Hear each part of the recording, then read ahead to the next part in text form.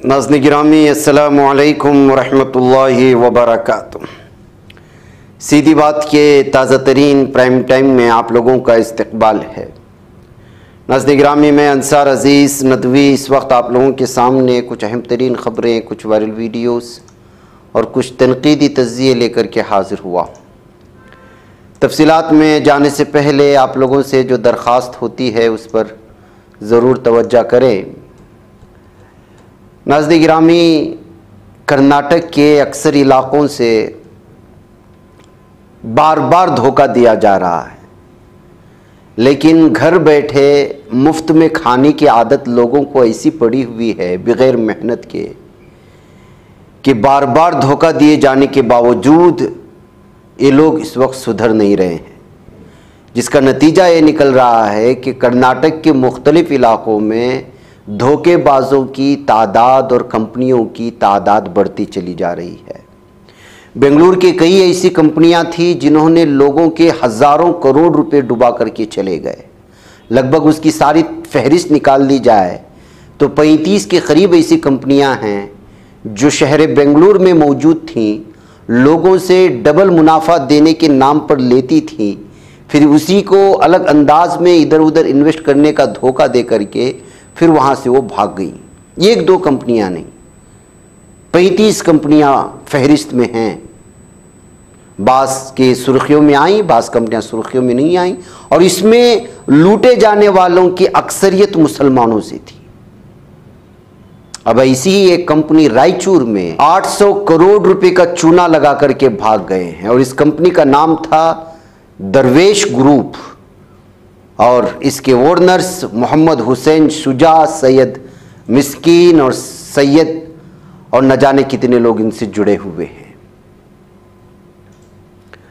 और यहां का भी वही मामला है कि 1 लाख पर आपको 12,000 का फ़ायदा दिया जाएगा, और आपकी जो है रकम अलग अलग रियल इस्टेट में लगाई जाएंगी, शेयर मार्केट में लगाई जाएंगी, लोगों को बेवकूफ़ करके पैसा लेना और उसी पैसों को इधर उधर हेरा फेरी करके कुछ महीने पैसा देना फ़ायदे के नाम पर, फिर उसके बाद जब बहुत बड़ी अमाउंट जमा हो जाए तो वो जो है धोखा दे करके फ़रार हो जाना।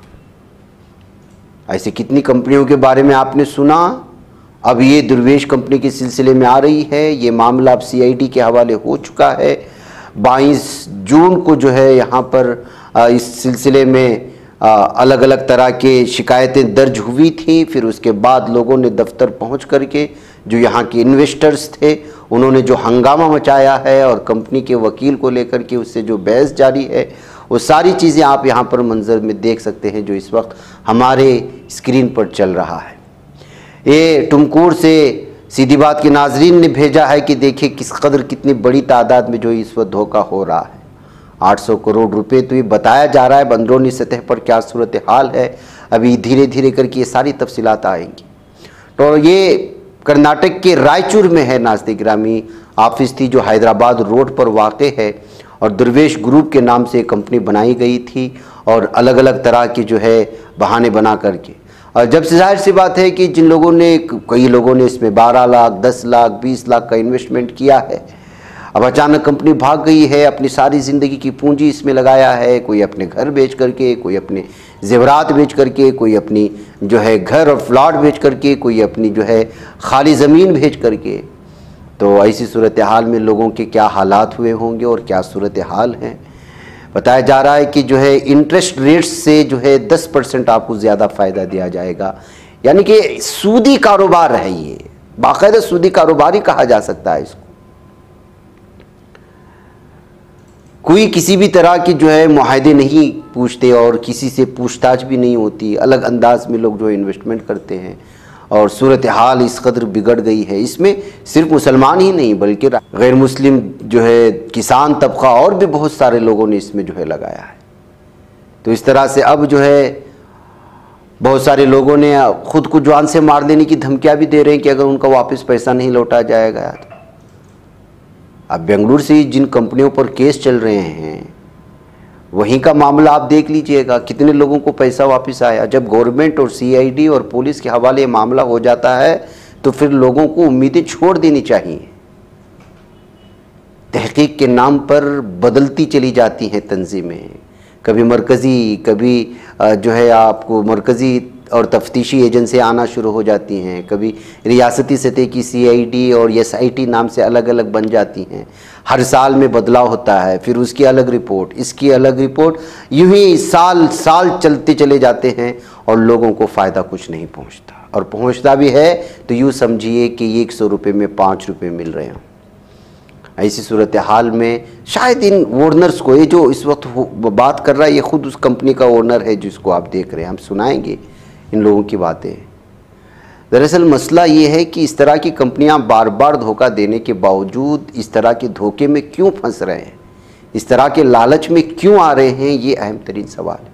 इसलिए लोग कहने वाले कहते हैं कि इन लोगों के साथ यही होना चाहिए कि बग़ैर मेहनत के घर में बैठे खाने की आदत सी पड़ गई है, और लोगों के इन जो है जज्बात को, इन ख्यालात को ये फ्रॉडिये, ये धोखेबाज जान चुके हैं कि इन लोगों को किस तरह लूटना है, किस तरह इन लोगों को लालच देना है, और फिर वो लालच देते हैं, कुछ दिनों के लिए उनको फ़ायदा देकर के करीब भी कर लेते हैं, उनका एतमाद जीत लेते हैं, यकीन बढ़ जाता है, फिर वो लोग अपना इन्वेस्टमेंट का पैसा दुगना सहगुना करते चले जाते हैं, और फिर जब एक बहुत बड़ी रकम जमा हो जाती है तो कंपनी वहाँ से फ़रार हो जाती है। और जाहिर सी बात है कि फिर उनको पता है कंपनी वालों को कि भी ये मामला अगर दर्ज होगा तो फिर तहकीक की बात आएगी, फिर इसमें जो है अलग अलग तरह की तहकीक होंगी, वो अपने एतबार से अपने वकील को रखेंगे, फिर दौड़ा दौड़ी शुरू होगी, उनका वकील आ रहा है, इनका, कई साल चलेंगे। जो लोग केस दर्ज किए हुए हैं, हुकूमत अपना काम करती रहेगी, एजेंसियाँ अपने काम करती रहेंगी, कंपनी वाले मस्त जो है ज़मानत पर बाहर आकर के घूमते रहेंगे। जितनी भी कंपनियों के हालात आपने देखे यही हुआ है। मैं नाम आप लोगों के सामने नहीं लूँगा, आप देख लीजिएगा क्या सूरत हाल बन रही।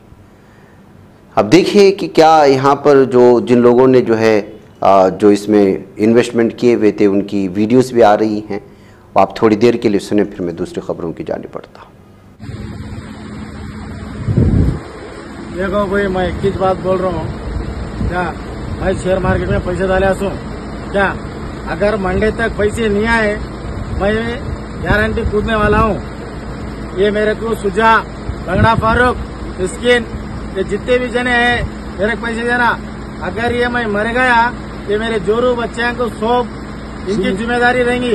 ये मैं गारंटी कूदने वाला, मंडे तक पैसे नहीं आए तो क्या। इसमें हमारे तमाम दोस्त भी है, उन्होंने भी उसके हकदार बनते, समझ जाओ। बोल रहा हूँ, कूदने वाला हूँ गारंटी फिर के दिन।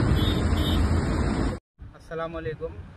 ये दरवेश ग्रुप में 8 लाख रुपए डाला था, अब मेरे को वो पैसे आने के चांस नहीं दिख रहे। मैं पटरी को आया, मैं अगर मरा तो दरवेश ग्रुप वाले जिम्मेदार, दूसरा कोई भी नहीं।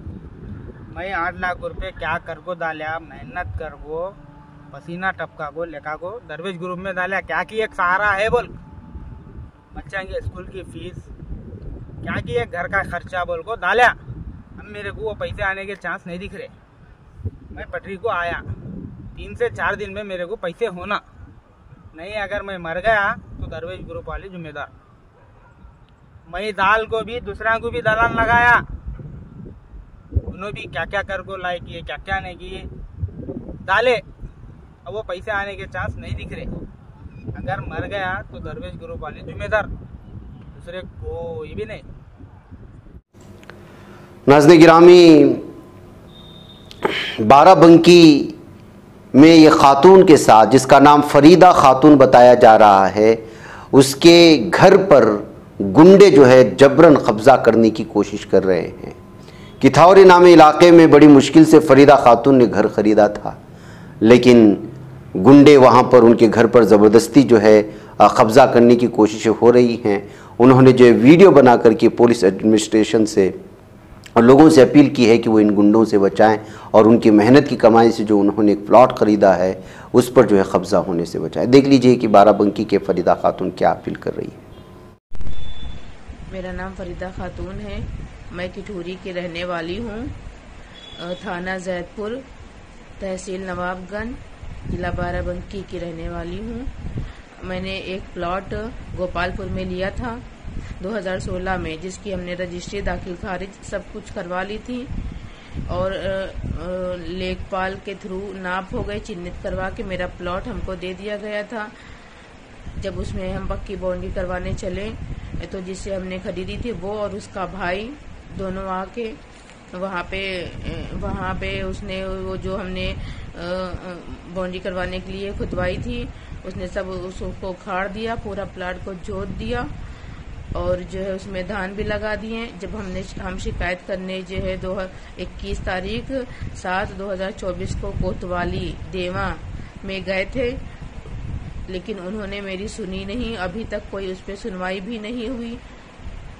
आप लोगों से निवेदन है कि आप प्लीज मेरी हेल्प करिए। हम बहुत गरीब आदमी हैं, मेरे 2 छोटे छोटे बच्चे हैं, हम बहुत परेशान हैं। प्लीज मेरी हेल्प करिए, मेरा प्लाट हमको दिलवा दीजिए। मेरी कहीं सुनवाई नहीं हो रही है। वो लोग दबंग लोग हैं, दबंगाई से मेरी जमीन हड़पना चाह रहे हैं, तो प्लीज मेरी हेल्प करिए। नाज़रीन गिरामी, ये ड्रग्स के मामले में ऐसे अफराद की गिरफ्तारी हो रही है जिनका लिंक किसी न किसी एतबार से बीजेपी से जा मिल रहा है। अब देखिए, राजकोट पुलिस ने 2 और लड़कों को गिरफ्तार कर लिया है, नौजवानों को। जी हाँ, इसमें से बताया जा रहा है कि एक बीजेपी लीडर का बेटा भी है। 10 लाख रुपए का ड्रग्स बेचते हुए गुजरात के राजकोट में ये मुंबई के प्राइवेट बसेस का इस्तेमाल करते थे एक दूसरे से ड्रग्स को लाने ले जाने के लिए। पार्था देवकुंभाई मकवाना और उसका दोस्त साहिल सोढ़ा, इन दोनों को पुलिस ने गिरफ्तार किया गया। इनके साथ एक बीजेपी लीडर का बेटा भी है। तो आप अंदाज़ा लगा सकते हैं कि किस कदर जो है बड़े पैमाने पर इस वक्त बीजेपी लीडरान से लिंक रखने वाले लोग ड्रग्स के और मंशियात की जो है स्मगलिंग में और उसको बेचने में, ख़रीदो फरोख्त में मुलव्वस हैं और मीडिया में ये खबरें हंगामा नहीं मचा रही हैं।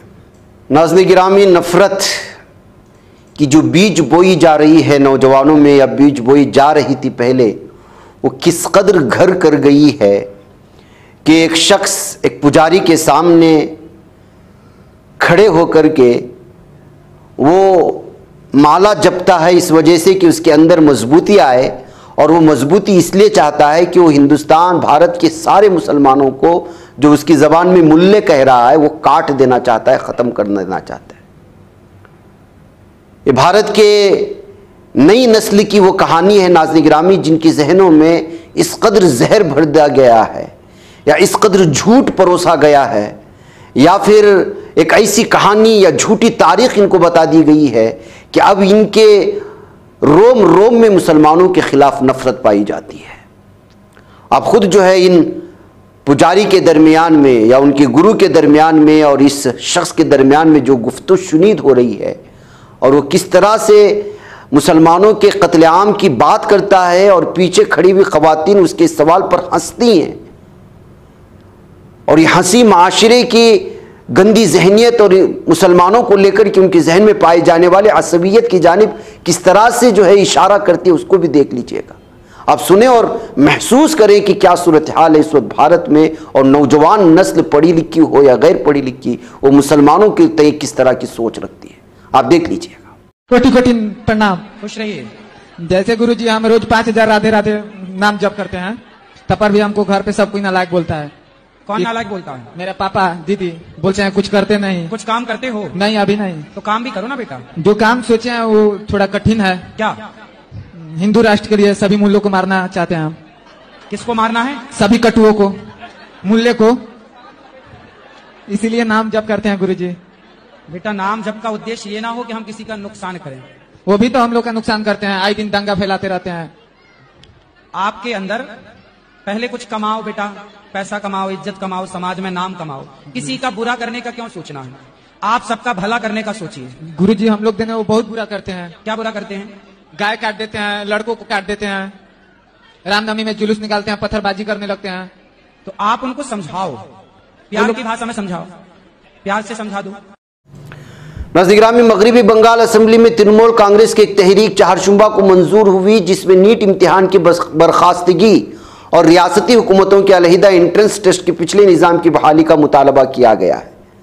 तमिलनाडु के बाद मगरबी बंगाल नीट की बर्खास्तगी के लिए तहरीक मंजूर करने वाली, बल्कि ये तीसरी रियासत है। इससे 2 दिन पहले कर्नाटक में भी ये मंजूरी मिल चुकी थी। यानी अब 3 रियासतों में, मगरबी बंगाल में, तमिलनाडु में और कर्नाटक में नीट के एग्जाम्स नहीं होंगे। और क्या वजह है आप जानते हैं, हाल ही में नीट पर्चा जिस तरह से लीक हुआ और उससे लाखों तलबा की मुस्तकबिल पर जो असर पड़ा, यही वजह है कि अलग अलग रियासतें अब इस इम्तिहान को ही ख़त्म कर देना चाहती हैं ताकि तलबा के साथ इंसाफ हो सके। उधर नाज़रीन गिरामी, कांवड़ यात्रा के रास्ते में आने वाली तमाम खाने पीने की दुकानों, ढाबों, गाड़ियों पर मालिक के नाम की तख्तियाँ लगाने का मुतनाज़ हुक्म बैरून मुल्क भी पहुँच गया है। और यूपी हुकूमत के इस हुक्म पर भारत में तनाज़ा थम नहीं पाया था कि एक पाकिस्तानी सहाफ़ी ने व्हाइट हाउस की प्रेस ब्रीफिंग में उसे उठा दिया। प्रेस ब्रीफिंग के दौरान पाकिस्तानी सहाफ़ी ने मैथ्यू मिलर से पूछा कि हिंदुस्तान में बीजेपी की हुकूमत वाली रियासतों में मुसलमान दुकानदारों से नाम लिखवाने के हुक्म के बारे में आपका क्या ख्याल है। काबिल जिक्र है कि उत्तर प्रदेश की योगी हुकूमत ने इस माह के शुरू में हुक्म दिया था कि कांवड़ यात्रा के रास्ते पर आने वाले तमाम ढाबों और गाड़ियों के मालिकान और कारकुनों के नाम को प्लेटें लगवानी होंगी। यूपी हुकूमत के इस कदम के बाद मध्य प्रदेश, उत्तराखंड में भी इस हुक्म को नाफिज किया गया था। जब मैथ्यू मिलर से सवाल किया गया कि आप इस हुक्म के बारे में क्या सोचते हैं, मिलर ने जवाब दिया कि हमने वो रिपोर्ट्स देखी है, हमने ये भी देखा है कि भारतीय सुप्रीम कोर्ट ने 22 जुलाई को इस हुक्म पर उबूरी रोक लगा दिया, लिहाजा वो फैसला वाकई असर में नहीं है। हम दुनिया में कहीं भी मजहब और अकीदे की आज़ादी के हक़ के एहतराम को फ़रोग़ देने और उसके तहफ़्फ़ुज़ के लिए हमेशा पुरअज़्म है। तो मतलब ये कि नाज़रीन गिरामी, ये जो मामला था वो अमेरिका में भी पहुँच चुका है। नाज़रीन गिरामी, फ्रांस के म्यूजियम में शाहरुख खान के नाम का सोने का सिक्का चलने लगा है। जी हाँ, ये भारत में, शायद भारत की तारीख में पहले ऐसे शख्स होंगे जिनका फ्रांस में सोने के सिक्के पर तस्वीर आई हो। नाज़रीन में शाहरुख खान अपने 33 साल फिल्मी कैरियर में 90 फिल्में करने और उनमें पेशतर हिट फिल्में देने वाले खान ने बेशुमार अवार्ड्स तो हासिल किए, लेकिन दुनिया के अलग अलग ममालिक में उनके 14 मुजस्समे भी लगाए गए। अब उनके 5 साल वक्फे के जोरदार कमबैक के बाद फ्रांस के मशहूर और सबसे कदीम म्यूजियम ग्रेवियन म्यूजियम से उन्हें एजाज के तौर पर उनकी तस्वीर और नाम के साथ सोने का सिक्का भी जारी कर दिया गया है, जो आवाम के लिए रखा गया है। बताते चलें कि साल 2008 में इसी म्यूजियम में शाहरुख खान का मुजस्समा भी बनाया गया था, जो म्यूजियम में मौजूद है। इसी तरह शाहरुख खान को इस बात का एजाज हासिल हो गया कि वो पहले इंडियन एक्टर हैं जिनका नाम फ्रांस ने तस्वीर के साथ सोने के सिक्के पर कुंदा करके ग्रियोन म्यूजियम में रखा है। यहाँ इस बात का तस्करा जरूरी होगा कि शाहरुख खान से कबल चार्ली चैपलिन, माइकल जैक्सन की तस्वीरों वाले सोने के सिक्के भी म्यूजियम में मौजूद हैं और शायद भारतीय ये पहले शख्स या अदाकार होंगे जिनकी इस तरह से जो है इस वक्त सोने के सिक्कों में फ्रांस में जो है खुदाई हुई है। तो इस तरह से शाहरुख खान की इस सिक्के में आने वाले इस तस्वीर के बाद अलग अलग तरह की तफसीरें और अलग तरह के सोशल मीडिया में खींचातानी की बातें हो रही हैं। जाहिर सी बात है नाज़रीन गिरामी, शाहरुख खान का अपने निजी तौर पर, अपने ज़ाती एतबार से, घरेलू एतबार से उनका रहना सहना किस मजहब के तहत है ये कोई खुले तौर पर कहा नहीं जा सकता, लेकिन नाम के एतबार से उनको मुसलमान की हैसियत से ही पूरी दुनिया में पहचान है। यही वजह है कि हमेशा वो या उनके बेटे हिंदुत्व के निशाने पर रहते हैं और बारहा जो हिंदुत्व का एक बहुत बड़ा ब्रिगेड है या मुसलमानों के सिलसिले में जो नफरत रखता है, वो मुसलमान फिल्मी अदाकारों को लेकर के सोशल मीडिया में हमेशा से नफरत का माहौल बनाने की कोशिशों में लगा रहता है। ऐसी सूरत हाल में फ्रांस के सोने के सिक्के पर शाहरुख खान की तस्वीर आ जाए तो जाहिर सी बात है कि कैसे उनको कबूल हो सकता है। लेकिन ये बात भी मान करके चलनी पड़ेगी कि उनके फैंस की तादाद जो मिलियंस ऑफ मिलियंस में हैं, उसमें तमाम मज़ाहिब से ताल्लुक़ रखने वाले लोगों पे है और अक्सरियत हिंदू भाइयों की है। लेकिन इसी में से कुछ लोग वो भी हैं जो इसको मुतासिब यानी मुतासिबाना चश्मे से देखते हैं। तो ये वजह है कि इस तरह की खबरें आने के बाद एक बार फिर सोशल मीडिया में अलग अलग तरह के जहाँ तारीफ़ी कलिमात के तबसरे हैं तो वहीं कुछ चुभने वाले तबसरे भी देखने और पढ़ने को मिल रहे हैं। नाज़रीन गिरामी, अमेरिका की ट्रैवल एडवाइजरी भी एक मरतबा फिर भारत के कुछ इलाकों में किस तरह से खाना जंगी है उसकी जानिब जो है इस वक्त इशारा कर रही है, जिसकी वजह से राज्यसभा में भी अमेरिका की ट्रैवल एडवाइजरी को लेकर के आज गूंज सुनाई थी। रुकन राज्यसभा दिग्विजय सिंह ने अमेरिकी स्टेट डिपार्टमेंट की जानिब से जारी करदा ट्रैवल एडवाइजरी के हवाले से हिंदुस्तान के चंद इलाकों में सयाहों की हिफाजत और सलामती के बारे में अंदेशों का इजहार किया है। मरकजी बजट और मरकजी ज़ेर इंतज़ाम इलाका जम्मू कश्मीर पर मबाहिस के दौरान दिग्विजय सिंह ने कहा कि अमेरिकी स्टेट डिपार्टमेंट ने ताज़ा ट्रैवल एडवाइजरी जारी की है और हिंदुस्तान के चंद इलाकों में बढ़ती दहशतगर्दी की वजह से उन्हें लेवल 4 के तहत रखा है। इनमें जम्मू कश्मीर, हिंद पाक सरहद, मणिपुर और वस्ती व मशरक़ी हिंदुस्तान के चंद इलाके शामिल हैं। वज़ीर सयाहत व कल्चर गजेंद्र सिंह शेखावत ने जवाब देते हुए इन अंदेशों को मुस्तरद कर दिया और कहा कि जम्मू कश्मीर में सयाहत में काबिल लिहाज इजाफा हुआ। उन्होंने कहा कि मुझे अमेरिका की ऐसी किसी एडवाइजरी के बारे में इल्म नहीं, बहरहाल मैं इस बात की तौसीक कर सकता हूँ कि दफ़ा 370 की मनसूखी के बाद से जम्मू कश्मीर में सयाहत में काफ़ी इजाफा हुआ है। वह नाज़रीन गिरामी, जम्मू कश्मीर में गुज़श्ता कुछ दिनों से किस तरह के हमले हुए और किस बड़े पैमाने पर हुए, इस बात से तो हम वाकिफ़ हैं।